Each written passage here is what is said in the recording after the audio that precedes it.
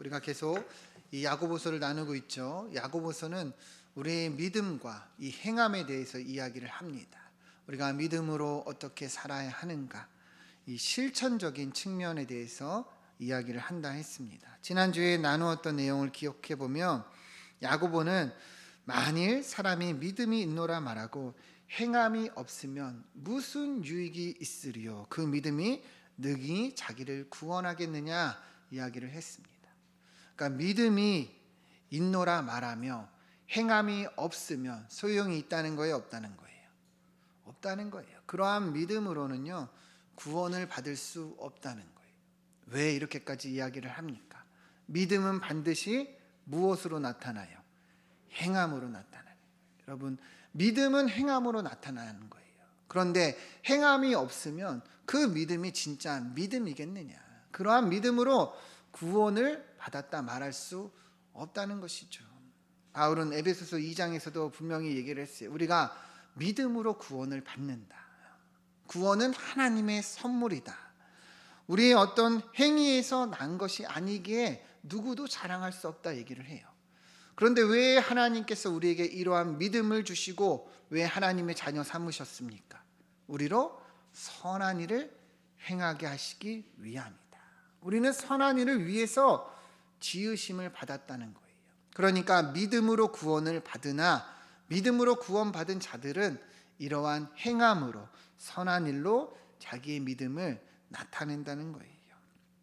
여러분, 지난주 말씀을 다시금 기억하시면서 우리도 행하는 믿음이 되기를 소망합니다. 왜 하나님 우리에게 믿음을 주셨는가? 이유가 여기에 있는 거예요. 여러분들 다 구원받고 하나님의 자녀되는 이 잘되는 일이 있지만 나아가 전하고 착한 행실로 주님은 우리에게 이러한 영광을 드러내게 하셨다는 거예요. 하나님을 사랑하고 이웃을 사랑하며 실천하는 우리의 이 믿음이 되기를 소망합니다. 오늘 말씀 보겠습니다. 오늘 말씀 1절 2절을 보면 야고보는 형제들아 너희는 선생된 우리가 더 큰 심판을 받을 줄 알고 선생이 많이 되지 말라. 우리가 다 실수가 많으니 만일 말에 실수가 없는 자라면 곧 온전한 사람이라 능히 온몸도 굴레 씌우리라. 아멘. 야고보는 우리에게 선생이 되지 말라고 얘기를 합니다. 선생이 되지 말라. 선생에게 더 큰 심판이 있다. 왜 이렇게 이야기를 하는가? 자, 2절을 보면 우리가 실수가 다 많으니 특별히 만일 말에 실수가 없는 자라면 온전한 사람이라 말씀합니다. 그러니까 이 말이 뭐냐면 우리가 말에 주의를 하라는 거예요. 말을 주의하라. 여러분, 선생이라는 자리는 말을 많이 하는 자리죠. 그죠? 그러다 보면 어때요? 실수가 많을 수밖에 없는 거예요. 그러니까 선생이 되지 말라. 말을 많이 하다 보면 결국에 문제가 생길 수 있기 때문이라는 것이죠. 야고보는 2절에서 이렇게 얘기합니다. 말에 실수가 없는 자라면 온전한 사람이라. 이건 역으로 얘기하는 거죠. 그러니까 우리가 말에 실수가 없기가 어때요? 어렵다는 거예요. 그만큼 말만 실수 안 해도 온전한 사람이라 불릴 정도로 우리의 삶에 말로 실수하는 것이 너무 많다는 거예요. 그러니까 어때요? 말을 많이 하지 말라. 그죠? 쓸데없는 말을 많이 하지 말라는 거예요. 1장 19절 우리 지난번에 나누었죠. 우리 같이 한번 읽어봅시다. 시작. 네, 사랑하는 형제들아 너희가 사람마다 듣기는 속히 하고 말하기는 더디하며 성내기도 더디하라. 아멘. 여기서도 얘기하지만 말하기는 더디하래요. 많은 말을 하지 말라는 거예요. 말하기보다 오히려 듣기를 더욱 하라. 이것이 옳다는 것이죠. 왜 이렇게 얘기를 합니까? 말을 많이 하면 실수도 많아지기 때문이죠.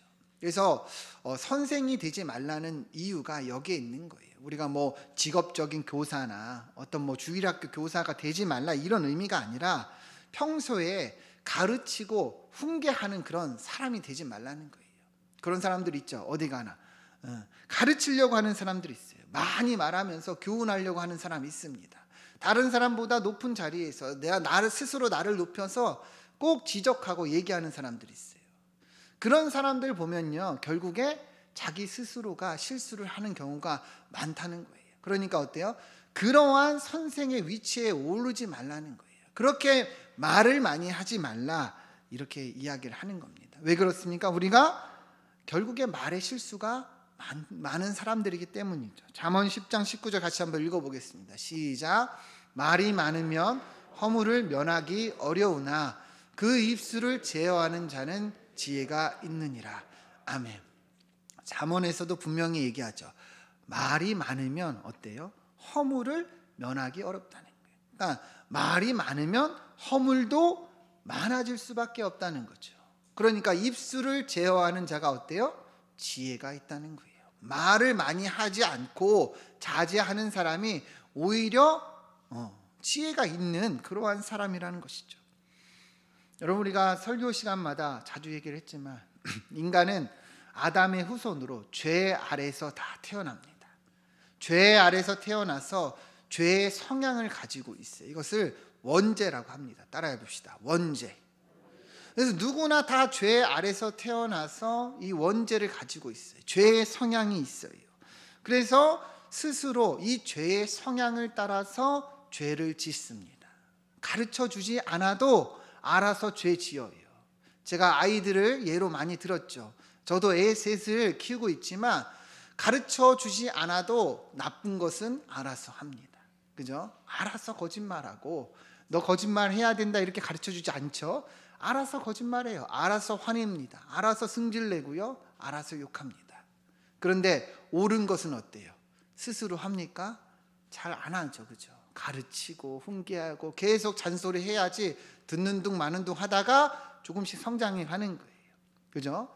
왜 그렇습니까? 인간이 다 악하기 때문이에요. 악하게 태어났고 이 죄의 성향이 있기 때문에 이렇게 죄를 따라 행한다는 것이죠. 여러분, 사과나무에 뭐가 열려요? 사과가 열려요. 그죠? 포도나무에 포도가 열려요. 우리가 죄라는 성향을 가지고 있기 때문에 죄의 열매가 가만히 있어도 어때요? 맺어진다는 거예요. 그러니까 말을 많이 하지 말라는 거예요. 말을 많이 하다 보면 우리가 이 죄의 성향이 많기 때문에 저절로 죄를 지을 수밖에 없기 때문이, 그럴 확률이 높기 때문이에요. 특별히 로마서에서 3장을 보면 이렇게 얘기를 합니다. 로마서 3장 보면 다 치우쳐 함께 무익하게 되고 선을 행하는 자가 없나니 하나도 없다. 이것은 우리 모든 인간이 다 죄인이라는 거죠. 그렇죠? 다 원죄 아래서 이렇게 죄를 짓고 사는 거예요. 그런데 특별히 13절을 보면 뭐라고 얘기를 하냐? 그들의 목구멍은 열린 무덤이라. 우리가 다 죄인이에요. 그죠? 근데 그 중에서도요, 우리의 목구멍을 지적해. 이 목구멍이 뭐예요? 우리의 말을 얘기하는 거죠. 그죠? 우리가 말로 이러한 이 죄를 짓는다는 거예요. 그 혀로는 속임을 일삼으며 그 입술에는 독사의 독이 있다. 특별히 우리가 죄인으로 입술로 이만한 죄를 짓고 살아가고 있음을 성경은 이야기하고 있다는 거예요. 그러니까 이 입술을 어때야 되는 거예요? 주의하라는 거예요. 우리가 이렇게 말로 실수를 많이 한다는 것이죠. 실제로 미국 정신과 의사 중에 제럴드 젤리슨이라는 박사가 이렇게 얘기를 했습니다.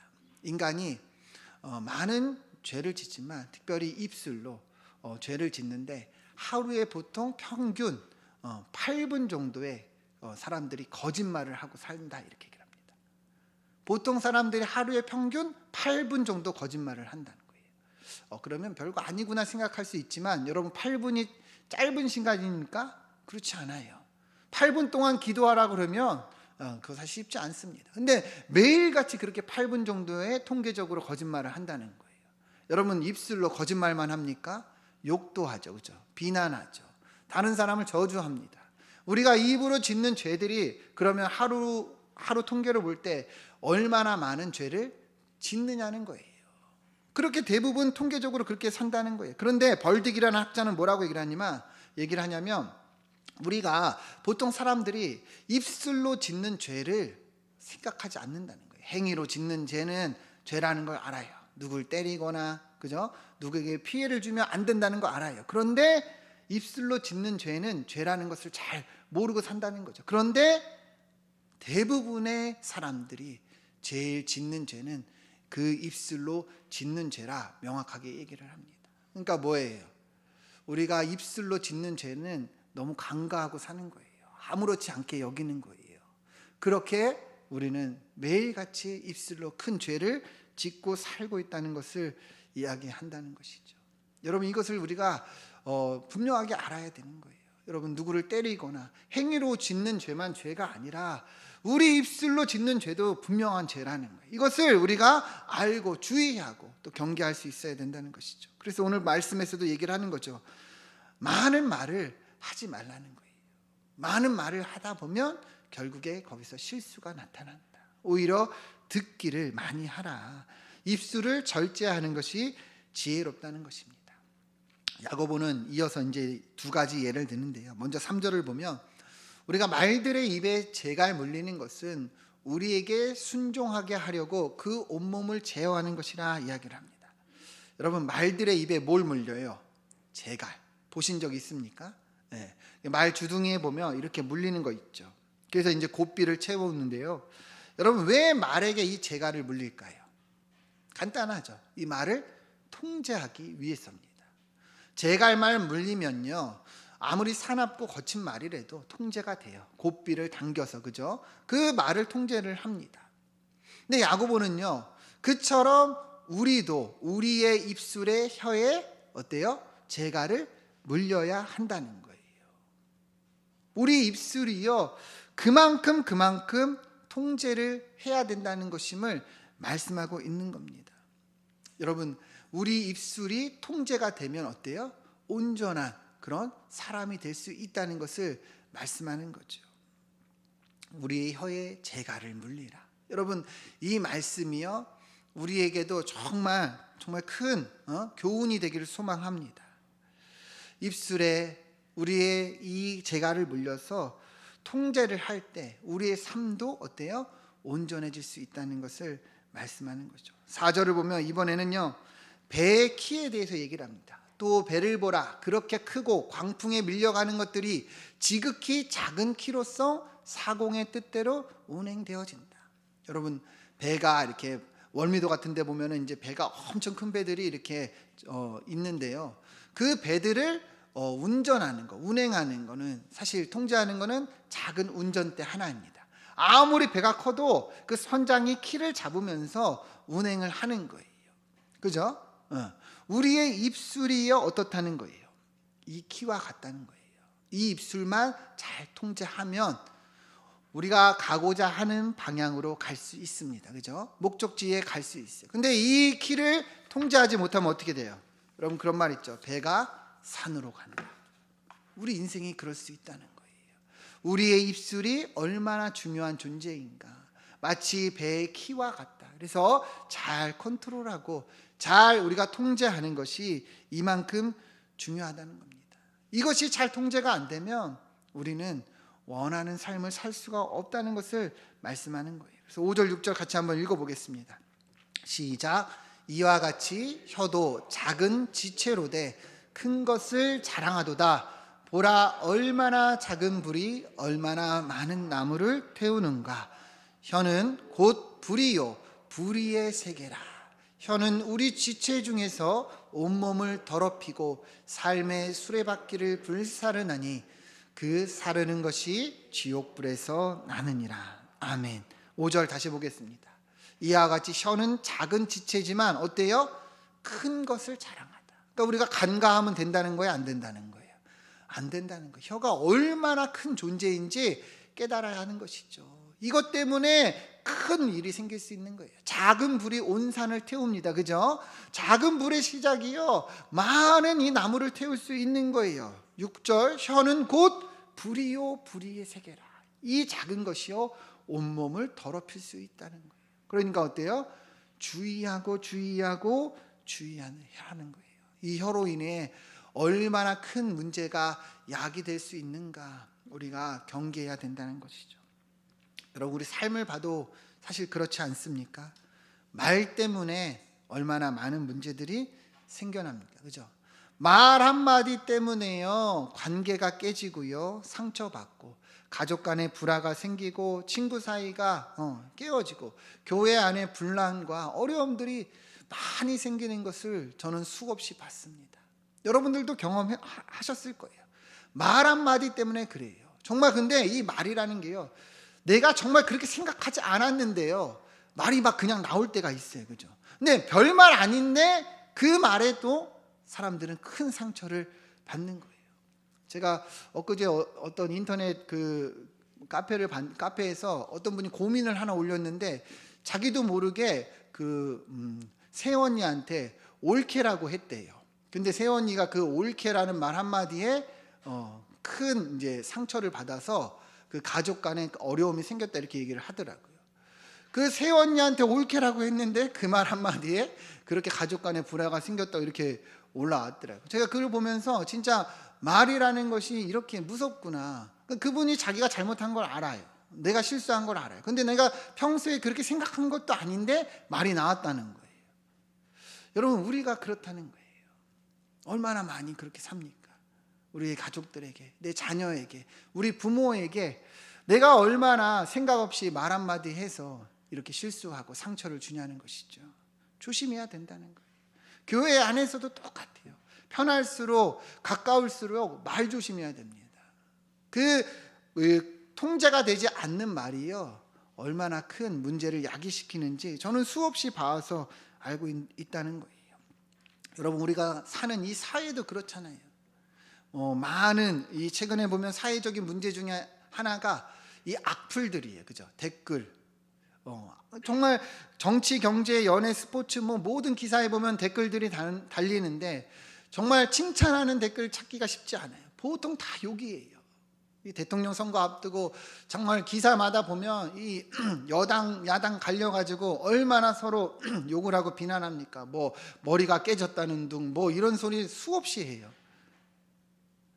오죽하면요, 이제는 연예 기사나 스포츠 기사에 댓글을 막아놨어요. 하도 욕을 해가지고 그 당사자가 우울증에 걸리고 자살하는 일들이 생기니까 그렇게까지 이제는 못하는 거예요. 근데 여전히 사람들은 어떻습니까? 말을 쉽게 한다는 거예요. 보이지 않으니까 쉽게 댓글 달고 쉽게 욕하고 그렇게 함부로 말하고 사는 것이 우리의 사회라는 거죠. 근데 우리 그리스도인은 어때야 된다는 거예요? 그러면 된다는 거야, 안 된다는 거예요? 안 된다는 거예요. 하나님의 자녀들은 그러면 안 된다는 거예요. 여러분, 보이지 않는다고 쉽게 막 악플 달고 그러면 안 됩니다. 쉽게 말하고 뒤에서 이야기하면 안 된다는 거예요. 오늘 야고보서 말하죠. 입술을 절제하라. 입술을 통제하라. 많은 말을 하지 말라는 거예요. 나도 모르게, 우리도 모르게 이 입술로 죄를 지을 수 있기 때문이라는 거예요. 여러분, 한번 생각해 보세요. 나는 어떤가? 여러분 스스로 한번 고민해 보세요. 내 입술은 통제되는 입술인가 아닌가? 나는 절제하며 말을 하는가? 아무 생각 없이 말을 하는가? 나는 평소에 그냥 편하게 이야기하고 있는가? 아니면 생각하고 말하고 있는가? 한번 돌아보자는 거예요. 여러분, 이 시간 우리가 우리의 입술을 두려워할 수 있기를 소망합니다. 우리 입술에 뭘 씌워야 돼요? 재갈을 씌워야 되는 거예요. 내 말 한마디 때문에 온 산이 탈 수 있습니다. 내 말 한마디로 인해서 다른 사람 가슴에 비수가 박힐 수 있어요. 혹시라도 이 시간에 그런 것이 느껴지시면 여러분 사과하시고 용서하시고 회복하시기를 바랍니다. 내가 별 생각 없이 얘기를 한 거예요. 그러면 사과하면 됩니다. 그죠? 근데 내가 별 생각 없이 한 말 때문에 우리의 자녀가, 우리의 지인들이, 우리의 성도들이 상처받을 수 있다는 거예요. 근데 거기서 자존심 세우고 난 그래서 그렇게 얘기한 거 아니야, 이게 하나님 앞에서 옳으냐는 것이죠. 사과하면 되는 거예요. 사과하면 되는데 계속 그 관계를 정말 놔두면 나중에는 진짜 돌이킬 수가 없게 되는 거예요. 다시금 말합니다. 여러분, 입술을 절제하는 우리의 삶이 되길 소망합니다. 자, 7절에서 8절 야고보는 얘기합니다. 여러 종류의 짐승과 새와 벌레와 바다의 생물은 다 사람이 길들일 수 있고 길들여 왔다. 여러분, 이 의미가 뭐예요? 많은 우리 인류의 이 역사 가운데 사람이요, 대부분의 이 짐승들은 길들여 왔어요. 그죠? 제가 전에 에버랜드를 가보니까 막 물개 쇼를 하는데 놀라워요. 물개가 어쩜 그렇게 사람 말을 잘 들으는지. 여러분, 그렇게 훈련하니까 물개를 길들일 수 있죠. 그죠? 자, 많은 벌레 다 길들여 왔대요. 근데 8절 보시죠. 8절 보면 혀는 능히 길들일 사람이 어때요? 있어요, 없어요? 없다는 거예요. 그러니까 이 입술을 정말 길들인 사람이 없었다는 거예요. 아무리 인격적으로 뛰어나고 아무리 성공하고 아무리 많이 배운 사람도 그 입술을 절제하고 길들이는 것이 어때요? 어렵다는 거예요. 그러니까 이것을 여러분들 반드시 깨달아야 돼요. 우리 중에 여기 계신 분 중에 저를 포함해서 아무도 입술로 실수하지 않는 사람 없어요. 누구나 실수할 수 있고 실수할 가능성이 너무도 높다는 것이죠. 그러니까 어때요? 두려워해야 되는 것이죠. 두려워해야 된다는 것이에요. 그래서 시편 기자는 이것을 알고 뭐라고 얘기를 했느냐. 시편 141편 3절 같이 한번 읽어봅시다. 시작. 여호와여 내 입에 파수꾼을 세우시고 내 입술의 문을 지키소서. 아멘. 여러분, 시편 기자는 누구에게 의지합니까? 하나님께. 하나님 도와주세요. 내 입술의 파수꾼을 지켜주소서. 파수꾼이 뭐예요? 입술을 지키는 사람이란 뜻이잖아요. 그죠? 내 입술을 좀 지켜달라는 거예요. 내 입술의 문을 지켜달라는 거예요. 왜요? 내가 하기가 너무 어렵기 때문에, 내 능력과 내 힘으로 감당이 안 되니까 하나님께 이처럼 간구하고 있다는 거예요. 여러분, 우리에게도 이러한 은혜가 있어야 될 줄 믿습니다. 우리 입술을 지켜달라고 기도해야 되는 거예요. 우리의 힘으로 사실상 이 입술을 완벽히 통제하는 것이 어렵다는 거예요. 그래서 하나님께 간구하고 우리가 매일의 삶에서 기도하는 그런 삶을 살아야 한다는 거예요.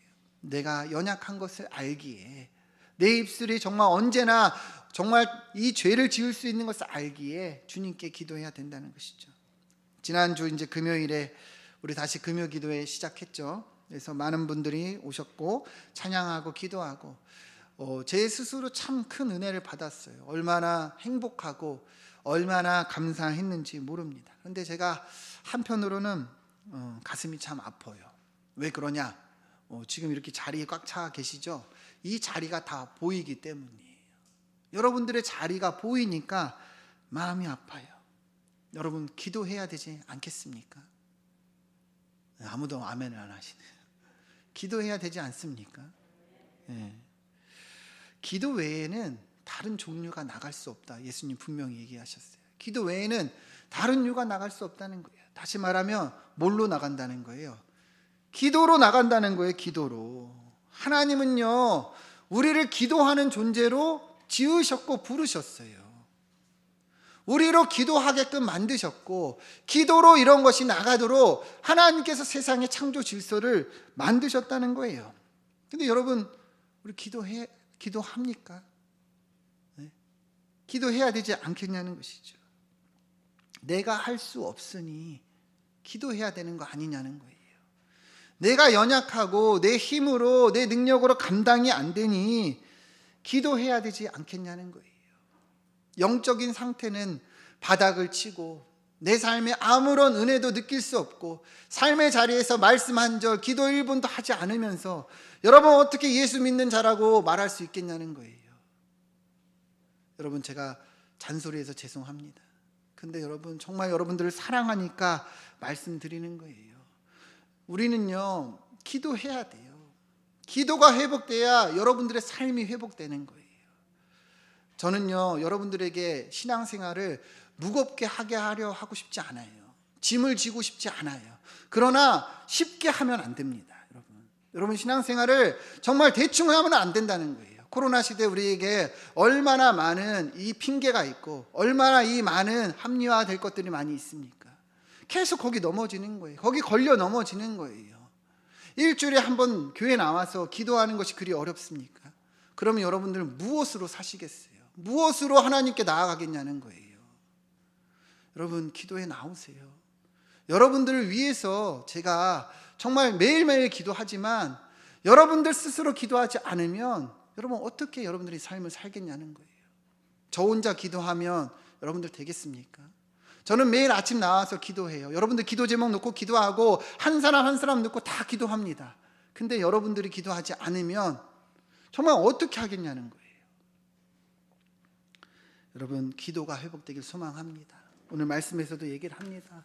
내 입술에 파수꾼을 세우소서. 내가 못하니까 기도하는 거예요. 여러분 다음 주부터는 다 나오셔서 기도합시다. 네, 제가 기도에 길게 하지 않아요. 개인의 기도 제목 놓고 여러분 스스로 기도하게끔 제가 인도합니다. 여러분 다음 주부터 그러한 은혜가 있길 소망합니다. 자, 9절 12절 보면 이제 결론을 내려요. 이제 야고보가 뭐라고 얘기를 하냐? 9절 보면 이것으로 우리가 주 아버지를 찬송한다. 이것이 뭘까요? 우리의 입술이죠. 우리 입술로 우리는 하나님을 찬양합니다. 그죠? 그러니까 우리 입술이요 하나님을 찬양하는 뭐예요? 도구라는 거예요. 하나님의 형상대로 지음을 받은 이 고귀한 존재라는 거예요. 우리 입술이 그렇다는 거예요. 그러면서 얘기를 하죠. 10절 보면 한 입에서 찬송과 저주가 나오노다. 다시 말하면 어찌 너 그 입술로 주님을 찬양하면서 뒤돌아서 저주할 수 있느냐? 어찌 그 입술로 주님을 찬양하면서 이 악을 행할 수 있느냐? 그럴 수 없다는 거예요. 우리 입술의 정체성이 뭔지 분명히 깨달으라는 거예요. 우리 입술은 찬양하는 도구다. 그러니까 악이 나오려고 할 때, 죄가 나오려고 할 때 정신을 바짝 차리고 뒤돌아서라는 것이죠. 11절 보면 샘이 한 구멍으로 어찌 단물과 쓴물을 내겠느냐? 찬양과 저주를 같이 할 수 있냐? 없냐는 것이죠. 12절 보면 무화과 나무가 감람나무 열매를, 포도나무가 무화과를 맺겠느냐? 그럴 수 없다. 우리 입술은 찬양하는 도구가 되어라. 그렇게 지음받았다는 것입니다. 히브리서 13장 15절에서도 이렇게 얘기합니다. 그러므로 우리는 예수로 말미암아 항상 찬송의 제사를 하나님께 드리자. 이는 그 이름을 증언하는 입술의 열매니라. 우리 입술로 맺어야 하는 것은 찬송의 열매입니다. 우리 입술로는 찬양하는 도구가 되어야 한다는 거예요. 여러분 이번 한 주 살아가지만 어떻게 해야 되는 거예요? 우리 입술은 찬양하는 입술이 되어야 한다는 거예요. 비난하고자 할 때, 나도 모르게 나오려고 할 때 입에 재갈을 딱 씌워야 되는 거예요. 그러면서 아니야, 내 입술은 찬양하는 이 도구야. 내 입술은 찬송의 열매를 맺는 도구야. 어찌 이 입술로 쓴물을 낼 수 있겠어? 돌아서야 한다는 거예요. 여러분 그러한 삶이 되길 소망합니다. 우리가 만나는 사람들에게 그렇게 축복해주고 칭찬해주고 격려해주고 그래야 하나님께 찬양하는 도구가 되길 소망합니다. 여러분 오늘 특별히 어버이날이죠. 어버이날 하나님께서 분명하게 이렇게 얘기를 했어요. 내 부모를 즐겁게 하며 너 낳은 어미를 기쁘게 하라. 너희 하나님 명한대로 부모를 공경하라. 그러면 내가 생명이 길겠다. 자녀들아 너희를 부모를 주 안에서 순종하라. 이것이 옳으니라. 여러분 오늘 이 시간 우리의 입술로 우리 부모님의 은혜를 기억하면서 또 부모님께 감사하는 그런 하루가 되길 소망합니다. 이것이 옳은 거예요. 하나님께서 기뻐하시는 것은 자녀가 부모를 공경하는 것입니다. 그러면 부모님 돌아가신 분들은 어떻게 해야 될까요? 자녀에게 잘하면 되는 거예요. 그래서 오늘 우리 어버이날 맞이하여서 또 우리 입술에 또 고귀한 열매에 대해서 나누었는데 감사하며 또 축복하는 귀한 하루가 되기를 소망합니다. 함께 기도하겠습니다.